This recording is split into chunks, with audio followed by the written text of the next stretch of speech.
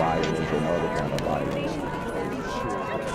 Get away! I could be at work, at school, in my car, and I can still get shot by the police. But I can get shot anywhere. So it is what it is.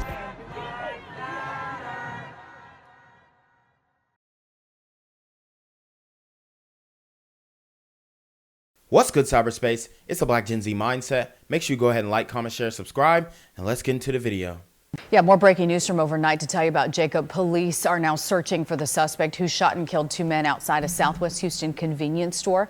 The shooting happened just after 11 outside that store on Bissonnette, right near Court Glen. Investigators say the victims and the suspect were to the side of the store when the suspect pulled out a gun and started shooting. That is wild. Close range walk down, it seems. You know, it's really getting worse. A lot of people are starting to realize that these areas are becoming unlivable, inhabitable. Okay. You know, it's really crazy because this is Houston, and a lot of people were talking about, oh yeah, Houston's a great city, da da da, and this is the same city that Takeoff lost his life at. So it's not looking good for Houston. There was only one weapon involved, but our suspect shot numerous times at both victims. And I told you guys we have an op culture, so they're running down on their quote-unquote ops, which are manufactured ops. These guys create enemies online for no apparent reason other than to feel some type of bravado or something. But that's what's happening, and they're catching them lacking wherever they see them. It's literally GTA in real life. At close range, actually, so. Both victims died in the parking lot. Officials say the suspect, who was wearing navy blue or maybe black colored clothing, ran away. They're now reviewing surveillance footage to find out more about him. We'll let you know what happens with that. So they did actually get this super gremlin that committed this shooting, committed this homicide. And I want to kind of break this one down for you guys because bro is crashing out for no reason. 18 years old, crash out. An 18-year-old crash out is crazy. So a Ponchatoula man wanted for capital murder in Texas has been located and taken into custody after authorities say he returned to his home area. Bradlyn Alex McKay, 18, was taken into custody Tuesday evening, December 20th, after Ponchatoula Police Department posted his photo on Facebook several hours earlier. Few details have been offered about the incident, but the Houston Police Department says that McKay is wanted for capital murder in connection to the fatal shooting of two men in the 1100 block or 11,000 block of Bissonnette Street back on November 17th. So, bruh caught two bodies last month.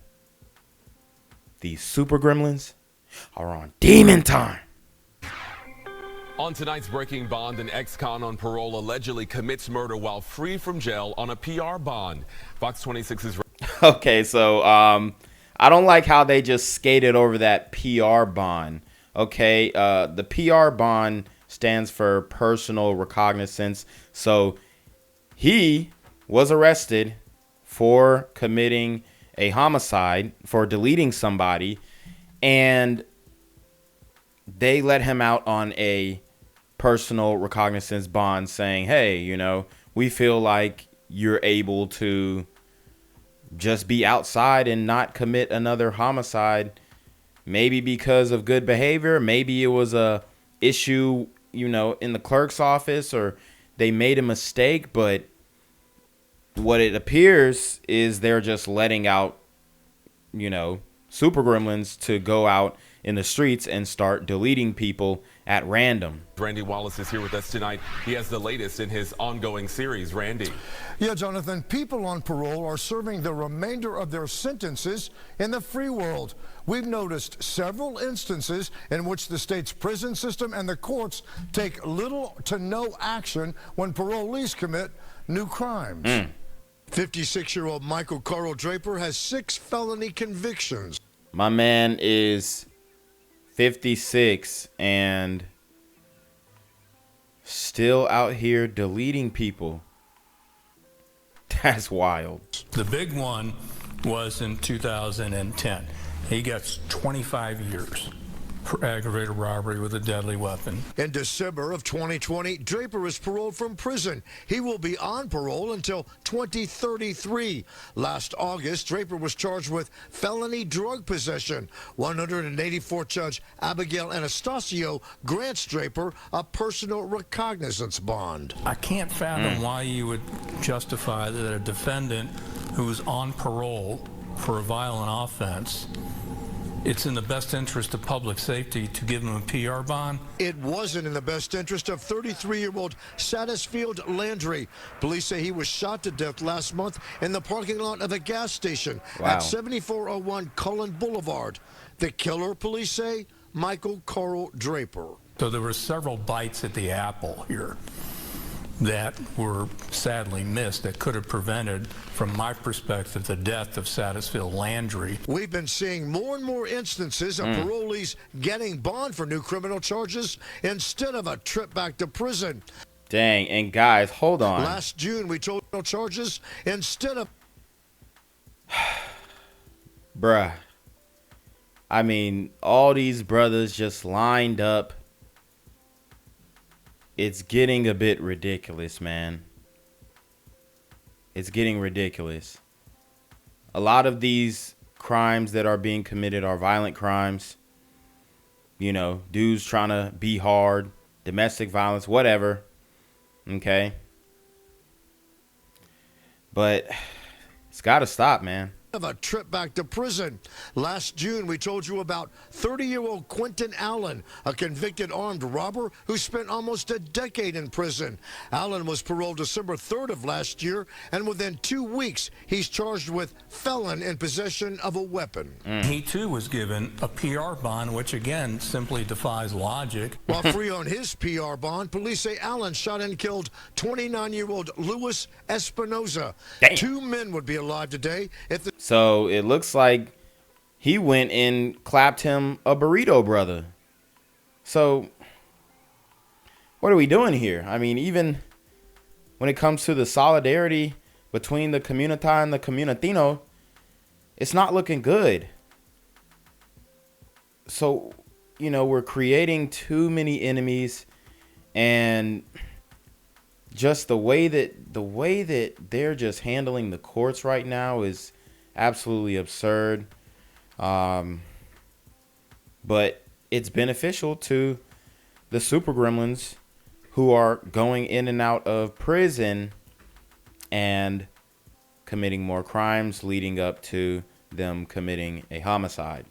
And I wouldn't be surprised if they're given a bail for deleting somebody.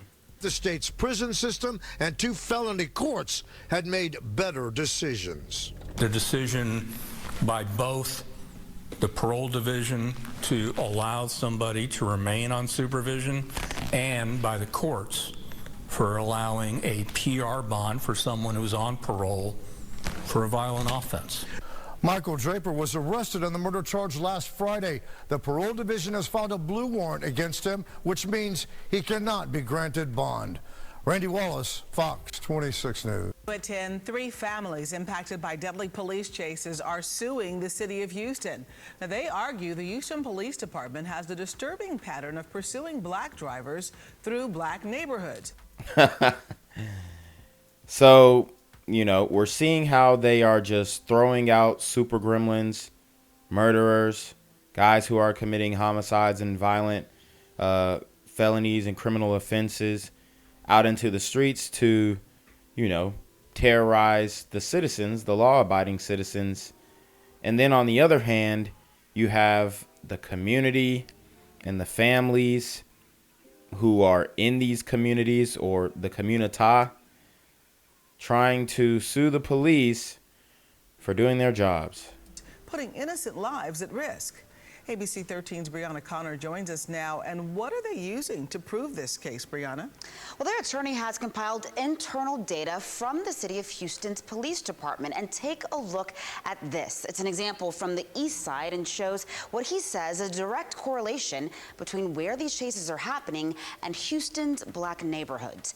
ABC 13 has not independently verified the numbers, but we have covered the deadly chases in this case involving HPD, nonviolent suspects, and the innocent bystanders who were killed. And, you know, my question is, do you think it's a coincidence that they're correlated? I think that's kind of the question that everybody is asking.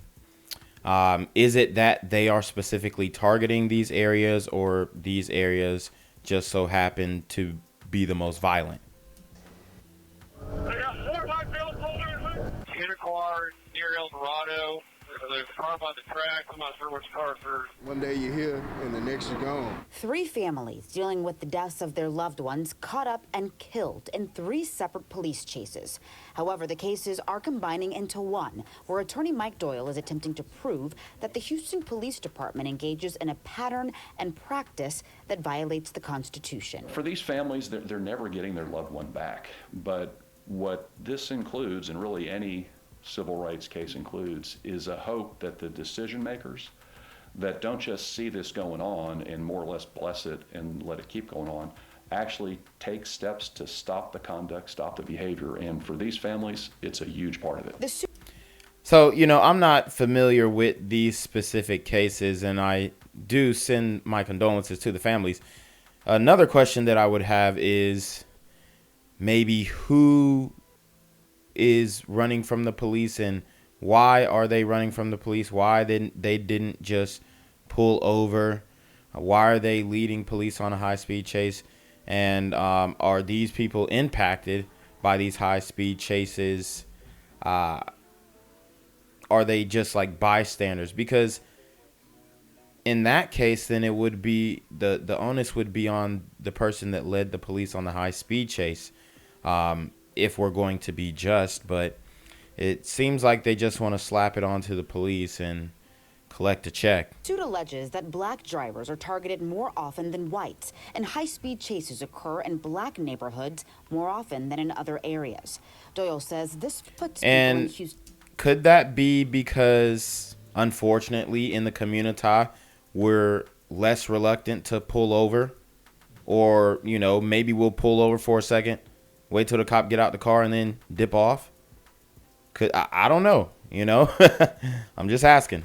Black communities at risk. Innocent citizens are getting killed and injured again and again because there's police pursuits that shouldn't be happening, that keep happening, and they're continually approved instead of stopped. Doyle will use data from the Houston Police Department to argue the city is liable for these deaths in court. Reached by phone, City Attorney Arturo Miquel questioned whether the deaths are similar enough to prove a pattern, saying, quote, the city of Houston has no evidence that any policies or procedures are unconstitutional. Both sides may have an opportunity to make their case before a judge as soon as next fall. It takes a long time and a hard fighting to get to the bottom of it, but that's what these families are ready for. In Houston, I'm Brianna Connor, ABC 13 Eyewitness News.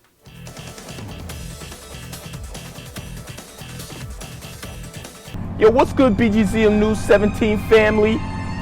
I'm at the corner of Jesse Jackson and Marcus Garvey, and I got some bad news for you. As you can see, I lost my job. I'm out here living in cardboard boxes outside of boarded up vacant homes. YouTube said I'm done getting money out here in these streets. They even took my funky ass suit. So anything right now would help. So go ahead and hit that Cash App, hit that PayPal, hit that GoFundMe, hell, cop the merch. Or if you want to make the long-term commitment to the Jinquavius Jackson Fund, join the Patreon so that I can continue to put out top-notch content each and every day. Also, check out the Rumble, where there is absolutely no censorship. Link in the description box below. Hey, yo, ain't that nigga did Quavius? Yo, I recognize. No, that's not me no more. Hey, yo, run your pocket. Y'all killing me with this shit. Do the opposite of Antonio Brown and take What all your more do you want from me? He is a bona fide rap sensation with millions of views for his music videos. But investigators say this group, known as the Sauce Factory, is a documented gang. The group's name even mentioned as part of a recent federal court case involving sex trafficking. Channel 2 Investigates began digging into the Sauce Factory back in July. Tonight, investigator Robert Arnold talks with the Sauce Factory's leader, who is responding to the allegations. Okay, so as you guys know, that Sauce Walka is actually being, well, his team right now, the Sauce Factory, which I think is a pretty corny name. His team is being apprehended on RICO charges because of, drug distribution, weapons possessions by felons, and then they all group themselves together with this gang stuff, and they just don't learn their lessons. I mean, if anything, just keep it secret. But like turn it into a secret society, but you're just, oh, gang, and flaunting everything out there. Of course you're going to get hit up on a RICO, especially if you're doing illegal things. It would be different if you were a gang and nobody was doing illegal things, but now y'all are doing illegal things. And Sauce Walka does have a girl who is in the OF business, and he's always talking about this ain't P, that ain't P. And I've already told you guys that P stands for pimping. And, nowadays, instead of pimping, the law looks at it as sex trafficking. So, I mean, you have got to be careful about what you talk about and who you associate yourself with, because he got the chick on OnlyFans. Could she be helping him recruit other women into actually, getting them into the escort business, which in certain states are illegal, when in most states are illegal? If he's facilitating that, he could get hit with a intercourse trafficking charge, and it would be pretty much over for Sauce Walka. They'll do him like R. Kelly. A signature sound from a Houston rapper. Man, I'm Sauce Walka, a.k.a. Sauce Guy, a.k.a. the kid that did Brad Drip, the flavorish one. His real name is Albert Walker Mundane, but to the 500,000 people who follow him just on Instagram alone, he is Sauce Walka of the Sauce Factory, or TSF. I'm a CEO of a record label. We drop albums. I got 7 artists. No denying the popularity. His videos go viral. Like 50 million views. That's what you need to say. I got over 50 million views on the internet. But when we caught up with Sauce Walka at a home in a gated community on the west side of town, we wanted to ask why police view TSF as more than a record label. Why are police? And this is the same thing.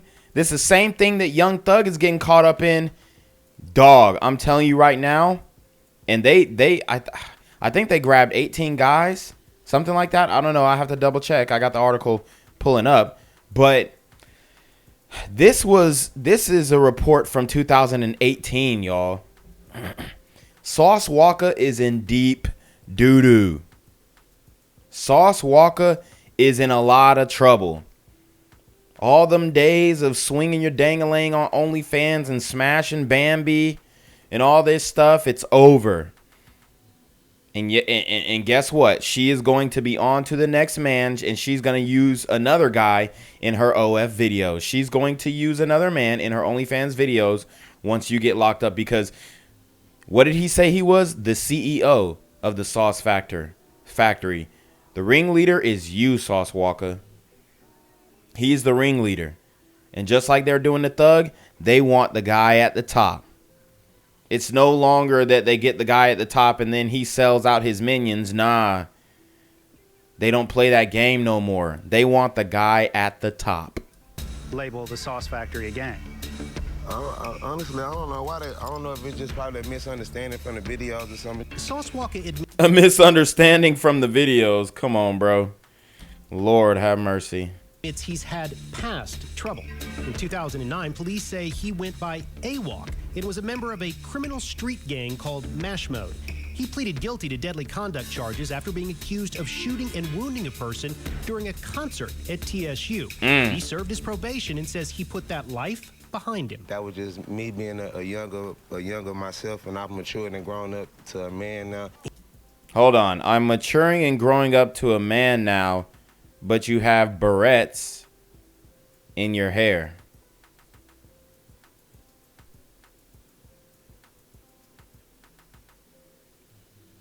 I'm just saying, does this look like he's matured any?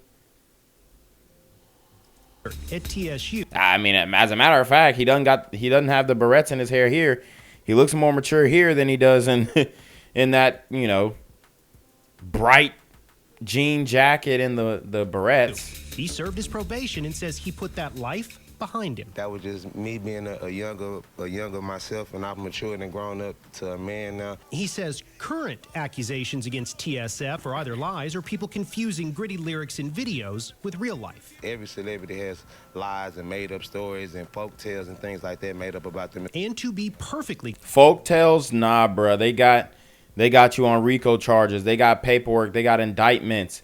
I hope and I pray that he is not behind any homicides. He didn't direct nobody to do nothing to nobody, because you don't want to end up like Young Thug, because they're finna stick it to him. Be clear, Sauce Walka is not accused of doing anything wrong, but documents filed in both state and federal court do refer to TSF as a documented gang and known for criminal activity.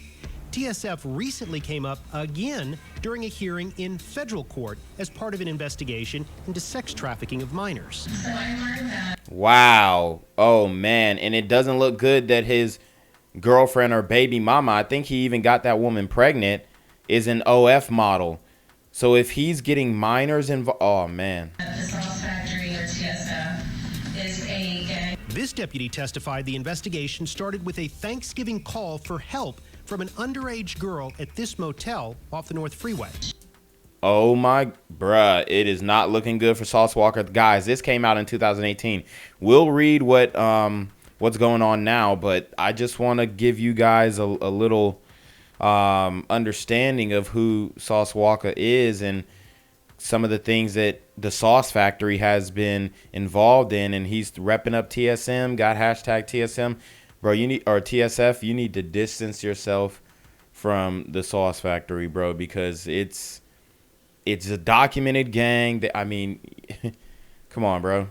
She said that she was forced to prostitute and that she was also threatened by a handgun. Several people were arrested, including Jamie and Rashad Sims. Court records read Sims goes by the name Sauce Lean or J-Lean and is one of the principal leaders of the Sauce Factory. Videos online and Instagram posts show Sims rapping with Sauce Walka. Is he your partner? Is he what? I don't even speak on that. I don't even speak on all that. My friends, I have. He said, I ain't gonna speak on that. Those are his friends, and you know, you are the sum of the 5 people that you hang around, and it doesn't look like he has really good influences around him. Man, I hate to say it, but I hope that he's not going to get caught up in this. Maybe those are the guys that he signed, his artist, and he's got everything legit, everything legal, got everything documented, and what they do on their personal time is their business. But you know, I respect that he's not going to speak on his friend's situation, but he should distance himself. Like, look, guy's my friend. I think he's a good person. I think he makes mistakes. I think he's made mistakes in the past. I don't know what he's got involved with the law, but, you know, no comment, right?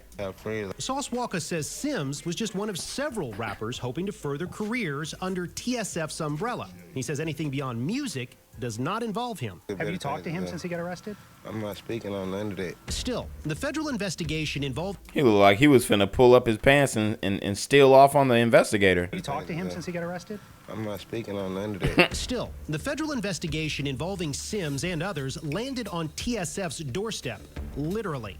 Court records show TSF refers to this house as the mansion It was raided after video surveillance showed Sims entering the mansion with minor victim 2. Wow. So he's literally bringing minors into Sauce Walka's mansion. Oh my God. Is Sauce Walka the Black Jeffrey Epstein? Jesus Christ. An underage prostitute. Ain't no girls ever been in my house that nothing like that. After the raid, the only people Well, they've got evidence. still accused of wrongdoing were Sims and the others charged in the federal case. So Sauce Walka says he's just going to keep focusing on expanding his business and not worry about whether TSF is accused of being a gang. I'm gonna keep working, I'm gonna keep rapping because I know I'm not a gang. I know that we're not a gang, I know I'm a record label, I know that I'm an artist. After that federal court hearing, those charged in this case were denied bond. Their attorneys had no comment. We've also posted several court documents under the Investigate section of click2houston.com that go into more detail about this investigation. And guys, we'll go live on that and we'll look into those court documents. I'll probably have to do it tomorrow, but we're going to break it down, guys. Robert Arnold, KPRC, Channel 2 News. All right, guys, so let's look at the news. Okay, so they've got 14 guys, and they're probably looking to arrest some more very soon, but 14 alleged members of Sauce Walka's The Sauce Factory arrested in Houston on drug firearm charges. Okay, on Thursday, an investigation conducted by the FBI and Houston Police Department led to several possible members of the group The Sauce Factory being taken into custody for various crimes. TSF originated in Houston by rapper-songwriter Sauce Walka, whose real name is Albert Walker Mondane, who is also from the city. According to attorney Alamdar S. Hamdani, these crimes included drug trafficking, possessing a Glock switch, and being a felon in possession of a firearm. All of those taken into custody were reportedly Houston residents Anthony Ketchum, Anthony Yezano Hopkins, Brandon Milson, Hassani Mills, Jalen Pinson, Josue Rodriguez, Keith Moore, Michael Henry, Miles Smith, Robert Thomas, Sterling Brumont, Titus Basie, and Tory White. Julian Herrera was also charged and was previously in custody on related charges. Reports state that Henry, Basie, and Smith appeared in the court before U.S. Magistrate Judge Christina Bryan on Thursday. Brumont was said to be arrested in California and detained until further proceedings. Detention hearings for the men are set to begin on December 19th. At 9 a.m., officials say a federal grand jury returned an 11-count indictment on December 7th. Besides Thomas and Rodriguez, the other men are said to be charged with possession with intent to deliver meth. Wow. Reports say they face up to life in prison and might have to pay fines up to $10 million. Moore faces an added charge of possession with intent to deliver heroin, records state. The charge carries a maximum of 40 years in prison. According to officials in the indictment, Thomas allegedly unlawfully possessed a firearm, which was a device made and intended to convert a semi-automatic pistol into a fully automatic, also known as a Glock auto switch. If he is convicted, Thomas faces a 10-year possible sentence, reports say. Other documents say Rodriguez was allegedly in possession of a Ruger 5.7mm firearm. As a convicted felon, he is reportedly prohibited from federal law of such and could also be sentenced to a maximum of 10 years if found guilty. These arrests come shortly after Gunna pleaded guilty to one charge in the RICO Act case against him that claimed he and several of his associates are part of a gang known as Young Slime Life or YSL. So, what did this mean for Sauce Walka? He may be good for now. They're looking into him. They've been looking into him for a long time. He has a criminal record for doing some nut stuff, okay? Some super gremlin on demon time activities. And if he doesn't get his circle in order, then he is going to face severe consequences. He better just stick to making OnlyFans content and leave the street stuff alone, you know, and drop all these hood dudes that are around him who don't care about throwing their lives away, because he can get swept up into this mess too, and it's not going to end well for him, just like it's looking like for Young Thug. These super rapping gremlins are on demon time. Gang violence and other kind of violence.